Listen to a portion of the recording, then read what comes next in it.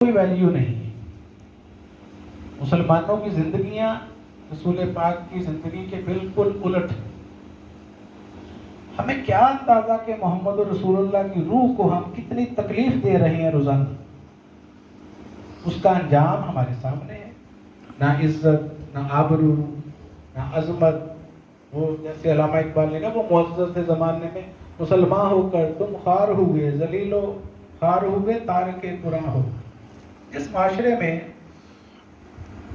شو کیسوں کے اندر جوتے سجائے جائیں، سر کے اوپر جوتے اور پیروں کے نیچے کتابیں فٹ پاتھوں پہ پڑی، وہ قومیں ترقیاں کیا کرتی ہیں؟ ہرگز نہیں۔ آپ کی باتوں کو آپ کی اولادیں نہیں مانے گی۔ آپ 100 دلیلیں دے لو، پیر خانے پر آپ اپنی اولاد کو نہیں لا سکتے۔ وہ کہتے ہیں پاپا آپ کا زمانہ گزر گیا، وہ آپ کی بس پیری مریدی ہے، جایا کرو وہاں۔ آپ کے پاس اگر کوئی اتھارٹی ہے اور وہ ہے یہ کتاب، بچے آج کے ہیں کتابوں کی پیداوار، انہوں نے اسکولوں، کالجوں، یونیورسٹیوں میں کتابوں سے علم حاصل کیا ہے، تو وہ کتاب کے علاوہ آپ کی زبان کو نہیں مانتے، تو کہتے بولتے جاؤ، تم اپنے پیروں کی تعریفیں کرتے ہو۔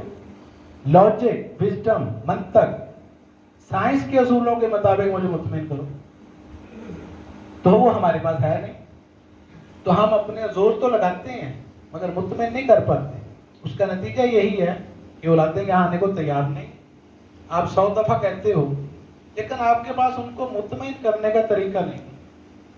اسی کتاب میں صفحہ 70 کے اوپر ایک واقعہ آیا ہے، تاریخی واقعہ، کالج کے اسٹوڈنٹس حضور ملنگی بابا کی بارگاہ، آستانہ عالیہ کے سامنے کالج کے طلبہ گزرا کرتے تھے، ان میں سے کچھ آپ کو سلام کرنے کا شرف حاصل کرتے اور کچھ باہر دروازے پر سے ہی زیارت کرتے۔ ایک مرتبہ امتحانات ہو رہے تھے، کچھ لڑکے حضور ملنگی بابا اولیاء کی بارگاہ میں حاضر ہوئے اور دعائے خیر کروائی۔ ان کے ساتھ ایک لڑکا باہر دروازے پر کھڑا دل میں سوچ رہا تھا کہ پتہ نہیں پیر کیا ہوتے ہیں اور یہ لوگ ان سے دعا کیوں کرواتے ہیں۔ حضور ملنگی بابا اولیاء رحمۃ اللہ علیہ کی شان مبارکہ دیکھیے کہ آپ نے خادم کو بھیجا اور اس لڑکے کو اندر بلوا لیا۔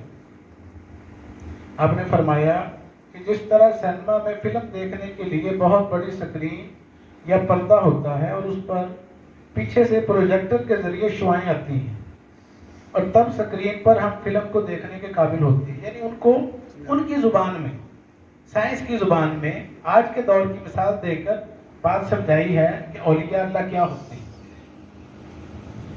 تو پروجیکٹر کے ذریعے شعاعیں آتی ہیں، تب سکرین پر ہم فلم کو دیکھنے کے قابل ہوتے ہیں۔ اگر ہم سامنے والے پردے کی بجائے پیچھے پروجیکٹر کی طرف دیکھیں گے تو ہمیں کچھ نظر نہیں آئے اور اس کی شعاعوں سے اندھے بھی ہو سکتے ہیں۔ اسی طرح پیر و مرشد اس پردے کی مانند ہوتے ہیں اور اللہ تعالیٰ کی نورانی تجلیات ان پر پڑتی ہیں اور وہ آگے مخلوق خدا میں تقسیم کرتے ہیں۔ اگر کوئی عام آدمی براہ راست اس کو دیکھ لے تو وہ پاگل ہو سکتا ہے یا مر بھی سکتا ہے۔ آپ کی سائنسی اور علم و معرفت سے بھرپور گفتگو سن کر وہ کالج کے نوجوان طلبہ مطمئن ہو گئے اور آپ نے سب کے لیے دعا خیر فرمائی۔ مطلب یہ تو زمانہ ہے 40 سال پرانا، یہ جو ہم نے واقعہ سنا، تو آج تو زمانہ 40 سال آگے چلا گیا۔ آج کے نوجوانوں کو آپ کیسے مطمئن کرو گے؟ آج کا نوجوان کوئی بی ایس سی ہے، کوئی ایم ایس سی ہے، کوئی پی ایچ ڈی کر رہا ہے، کوئی ایل ایل بی کر رہا ہے، کوئی بیرسٹر بن رہا ہے، کوئی ایم بی اے ہے، کوئی بی بی اے آنر ہے، ان کو مطمئن کرنا عام بندے کے بس کی بات نہیں۔ الحمدللہ ہمارا ادارہ ماہنامہ الملنگیہ اور الملنگیہ ریسرچ کونسل دن رات اس کام میں مصروف ہے۔ ہمیں افسوس اس بات کا ہے کہ آج درس روحانیت کو 11 سال ہو گئے، کم از کم ان 11 سالوں میں 11 کتابیں آ جانی چاہیے۔ یہ ہے تو خوشی کی بات آپ سب لوگوں کے لیے، مگر ہمیں افسوس اس بات کا ہے کہ ہم بہت لیٹ جا رہے ہیں، بہت سے کام ابھی پینڈنگ پڑے ہوئے، تو 11 کی بجائے آج کی دوسری تیسری کتاب آئے گی۔ یہ سال تو کتابوں کا سال ہی ہو گیا نا، کہ ابھی یہ کتاب آئی تھی 850 صفحات کی، 848 صفحات کی انسائکلوپیڈیا، اور اس کے چند ماہ کے بعد یہ دوسری ہے۔ اس سے آپ اندازہ لگا لیں کہ ہم کتنا لیٹ جا رہے ہیں، کتنا ہمیں ورک کرنا پڑے گا مزید اس سال میں، اور ہمیں پتہ نہیں کیا کیا کچھ کرنا ہے۔ اب یہ تو کام ہے ادارے کا، ادارے کا کام ختم، یہ منظر عام پر آ گئی۔ اب یہاں سے کام شروع ہوتا ہے آپ لوگوں کا، قارئین، ریڈرز کا، ویورز کا۔ آگے آپ نے اس کو گھروں تک پہنچانا ہے، بچوں کو پڑھانا ہے، خود بھی پڑھنا ہے اور سمجھنا ہے۔ یہ نہیں کہ یہاں سے کتاب لیا گھر لے جا کے رکھ دی، مہینے بعد پوچھو تو کہتے ٹائم ہی نہیں ملا۔ نہیں، اس کا مطلب ہے ہم اپنے مشن سے مخلص نہیں ہیں۔ مشن سے مخلص ہونا آپ طالبان سے سیکھیں۔ آج پوری دنیا کے سامنے ایک بہت بڑا رول ماڈل، جن کے پیروں میں جوتا نہیں، جسم پہ کپڑے نہیں، بیچارے جنگلوں میں ہزاروں لاکھوں ان کے جو ہیں وہ افراد مار دیے گئے، آج دوبارہ 20 سال کے بعد ایک اتنی بڑی حکومت جو ہے انہوں نے کنٹرول سنبھالا اور دنیا کی سپر پاور کو شکست دی کہ ساری دنیا کے سامنے جسے ہم امریکہ کہتے ہیں، یونائٹڈ اسٹیٹس آف امریکہ، اس کا سر جو ہے شرمندگی سے جھکا کے رکھ دیا، دم دبا کے بھاگ گئے۔ ساری دنیا کی دولت ان کے پاس، کرنسیاں ان کی، ڈالر ان کے، جدید اسلحہ ان کے پاس۔ تو یہ جو توکل والے لوگ تھے، اللہ پر بھروسہ رکھنے والے لوگ تھے، اپنے قائد کے پیچھے چلنے والے لوگ تھے، وہ دیکھ لو آج ساری دنیا کے سامنے ہے۔ پوری دنیا کا فوکس اس وقت افغانستان۔ وجہ کیا ہے؟ کبھی یہ نوجوان مسلم تدبر بھی کیا تو نے؟ وہ کیا کرتوت ہے تو ہے جس کا ایک ٹوٹا ہوا تارا، یہ محمد سے وفا تو نے تو ہم تیرے ہیں۔ ہم شعر ہی پڑھتے رہے، انہوں نے پریکٹیکل کر کے دکھایا کہ مسلمانی اور ایمان ہوتا کیا ہے۔ دیکھ رہے ہیں نا کھلی آنکھوں کے ساتھ۔ کم از کم ان کے نقش قدم پر چلنا ہم سیکھ لیں، ہم اپنی کاز کے ساتھ، اپنے مشن کے ساتھ مخلص ہو جائیں۔ ہمارا جو مرکز ہے وہ کیا چاہتا ہے، ہماری لیڈرشپ کیا چاہتی ہے، ہمیں یہاں صدارت سے کیا پیغام دیا جا رہا ہے، اس پر عمل کیسے کرنا ہے۔ بدقسمتی سے ہوتا یہ ہے، ہم یہاں آتے ہیں، بیٹھتے ہیں، لنگر کھاتے ہیں، باتیں سنتے ہیں پیر و مرشد ایک کان سے، دوسرے سے نکال کر یہی پھینک کر گیٹ سے باہر نکل جاتے ہیں۔ یہ تلخ حقیقتیں ہیں جو میں گزشتہ 11 سال سے تو بخوبی دیکھ رہا ہوں، اور اس سے پیچھے بھی مجھے 32 سال کا تجربہ ہے۔ تحریر کا کام بہت ہوا، تقریباً 20-25 سال جب تحریر کا کام ہو گیا تو ذہن میں آیا کہ رسول پاک نے تقریر کا کام بھی کیا تھا، اسی کو ہم کہتے ہیں نا حدیث سے۔ قرآن مجید کیا ہے؟ یہ تحریر ہے۔ تحریر اور تقریر، یہی دو کام تھے نبیوں کے اور ولیوں کے۔ نبیوں نے کیا کیا؟ اللہ کا پیغام مخلوق تک پہنچانا تھا، تو کیا طریقہ اختیار کیا؟ یا تقریر یا تحریر۔ قرآن، توریت، زبور، انجیل، صحائف، یہ کیا ہیں؟ تحریریں۔ نہج البلاغہ حضرت علی کی، کشف المجوب داتا گنج بخش، الفتح الربانی فیوض یزدانی شیخ عبد القادر جیلانی کی ملفوظات، سر الاسرار ہے، فتوح الغیب ہے۔ یہ اتنے بڑے بڑے بزرگ یہ لکھائی پڑھائی کے کاموں میں لگے رہے، تو ہمیں بعض لوگ یہ کہتے ہیں یہ ان چکروں میں کیوں پڑھتے ہیں؟ میں نے کہ فقیری کو کیا لگے یہ کتابوں سے، یہ علم سے، یہ باتوں سے؟ میں نے کہا اگر ان باتوں کا فقیری سے کوئی تعلق نہیں ہے تو شیخ عبد القادر جیلانی تو پھر فقیر نہیں ہے، بابا فرید گنج شیخ تو فقیر نہ ہوئے۔ ہشت بہشت 7 خواجگان چشت کی کتابوں کا مجموعہ ہے، ہم میں سے کسی کو بھی نہیں پتا کہ ہشت بہشت ہوتی کیا ہے، کیونکہ ہم چشتی ہیں اور ہم جو ہیں وہ مدہوش ہیں۔ چشتیوں کو پتہ ہی نہیں ہے کہ ہمارے خواجگان چشت کی فؤاد الفؤاد، راحت القلوب، اسرار الاولیاء اور انیس الارباء، یہ سب کا مجموعہ ہشت بہشت ہے، اور اس کو کبھی پڑھنے کا ہمیں موقع نہیں، اور بازاروں میں بکتی ہیں۔ ہم وہ قوم ہیں جو بازاروں سے کپڑا خریدنا چاہتے ہیں، جوتے خریدنا چاہتے ہیں۔ تو جو قوم جوتے خریدنا چاہے، کتابیں نہ خریدنا چاہے، تو اس کا مطلب ہے اس قوم کو کتابوں کی ضرورت نہیں۔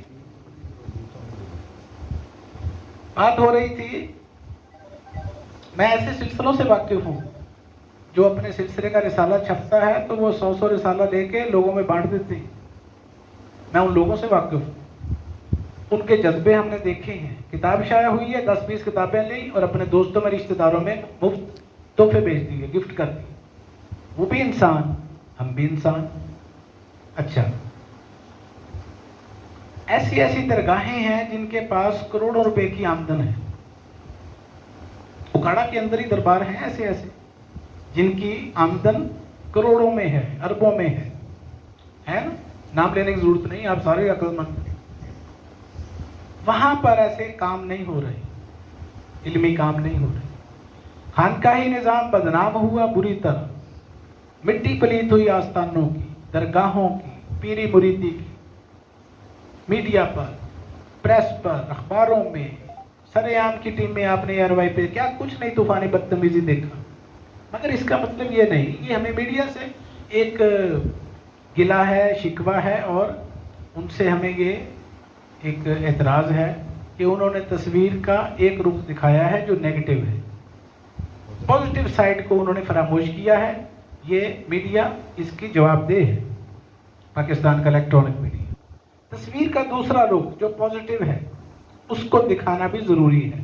اس سے ہوا کیا, عوام الناس کے مائنڈ جو ہے وہ نیگیٹو ہو گئے, لوگ منفی مائنڈ ہو گئے. سمجھتے سارے ایسے ہی ہیں لیکن پانچوں انگلیاں برابر نہیں. کچھ باتیں میں اور کروں گا, یہ تھوڑا سا کلام سنو. وہی کس طرح نازل ہوتی ہے؟ تو آپ نے جواب دیا کہ جیسے گھنٹیوں کی آواز, شہد کی مکھیوں کی بن بناہٹ کی آواز آتی ہے, اس قسم کی وحی مجھ پر بہت سخت ہوتی ہے اور پھر آواز مجھ سے کٹ جاتی ہے. یعنی جو کلام اللہ تعالیٰ نے نبی پاک صلی اللہ علیہ وسلم سے فرمایا وہ قرآن بنا. حضرت موسیٰ کو کلیم اللہ کہتے ہیں, یعنی وہ اللہ سے باتیں کرتے تھے. حضرت مولانا روم رحمۃ اللہ علیہ فرماتے ہیں کہ نبی کریم صلی اللہ علیہ وسلم نے فرمایا میرے کانوں میں اللہ کی آواز عام آوازوں کی طرح ہی آتی ہے. اللہ نے تمہارے کانوں پر مہریں لگا دی ہیں, اللہ نے تمہارے کانوں پر مہریں لگا دی ہیں, اس لیے تمہیں نہیں آتی, مجھے آتی ہے. بقول علامہ اقبال یہ کائنات ابھی نہ تمام ہے شاید کہ آ رہی ہے دمادم صدائے کن فیکون. اب یہ آواز کیا ہے؟ یہ یہاں پر ایک باب ہے, مجلس نمبر 30, صوت سرمدی. کیا ہے؟ صوت سرمدی. ساری کائنات ایک آواز پر منحصر ہے. صوت کا مطلب ہے آواز, اور سرمدی ہمیشہ رہنے والی, یعنی ایسی آواز جو ازل سے ابد تک آ رہی ہے. ہمارے راستے پر قرآن مجید میں ارشاد الہی ہے کہ جو لوگ ہمارے راستے پر چلتے ہیں ہم ان کو انفس و آفاق میں اپنی نشانیاں دکھاتے ہیں. انفس سے مراد جو کچھ ہمارے اندر ہے, اور آفاق جو کچھ باہر ہے.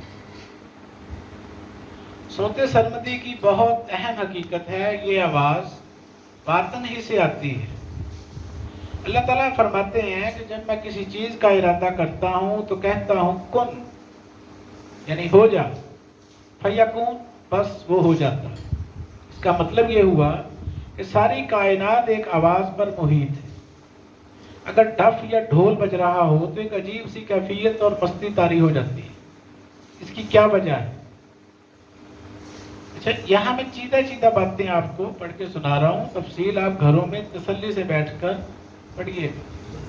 مولانا روم رحمۃ اللہ علیہ فرماتے ہیں